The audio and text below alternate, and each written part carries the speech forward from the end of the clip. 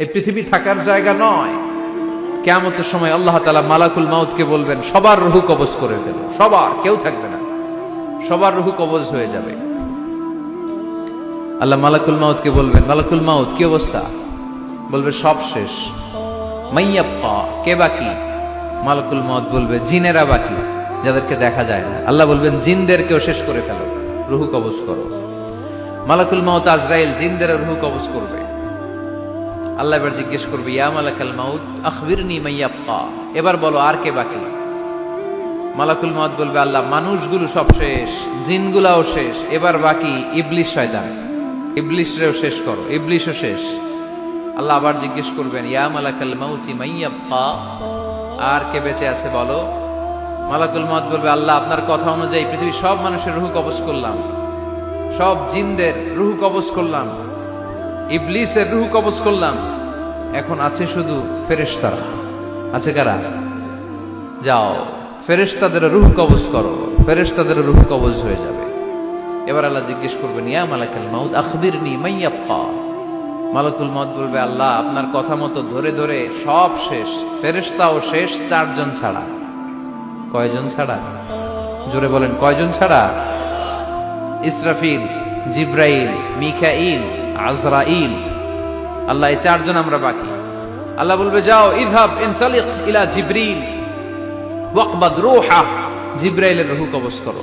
ইযহাব ইলা ইসরাফিল ওয়াকবাদ রূহা, ইসরাফিলের রূহ কবজ করো। ইযহাব ইলা মিকাইল ওয়াকবাদ রূহা, রূহ কবজ করো। ওই 3 ফেরেশতাও শেষ। এবার আল্লাহ তাআলা জিজ্ঞেস করবেন, ইয়া মালাকাল মাউত আখবিরনি মাইয়াবকা, হে মালাকুল মাউত আর কে বাকি আছে বলো।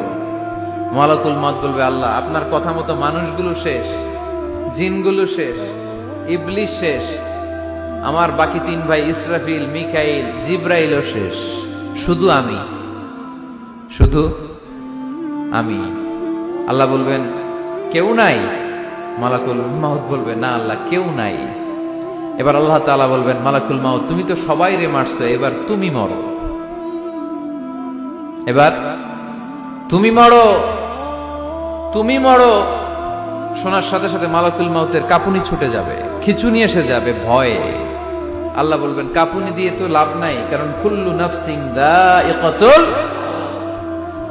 রাব্বুল আলামিন বলবেন, মালাকুল মাউত কেঁদো না, এটাই দুনিয়ার বিধান, আমি আল্লাহর দেয়া বিধান, এটাই জন্মালেই মরতে হয়। যাও জান্নাত জাহান্নামের মাঝখানে একটা জায়গা আছে, জায়গাটার নাম হলো আরাফ।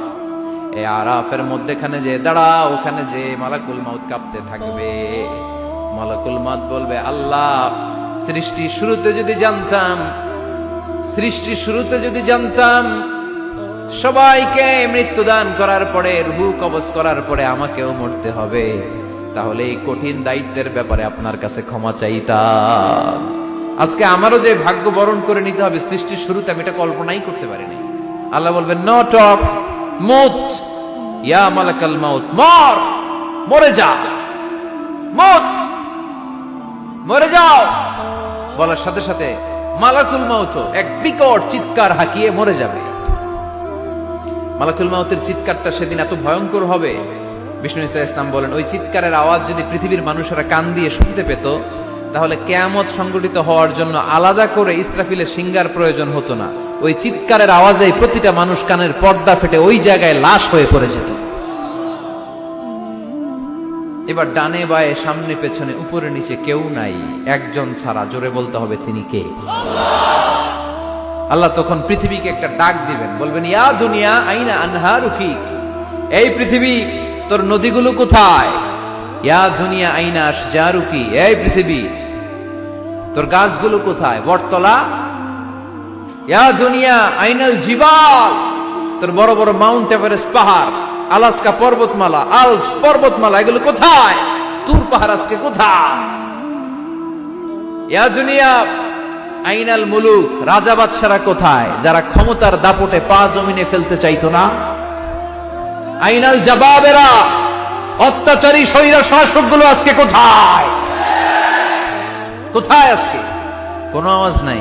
আল্লাহ তখন হুঙ্কার দিয়ে বলবেন, লিমানিল মুলকুল ইয়াউম, who belongs the kingdom today. আল্লাহ চিৎকার দিয়ে বলবেন, আজকে ক্ষমতা কার? আওয়াজ করে বলেন, সেদিন ক্ষমতা কার?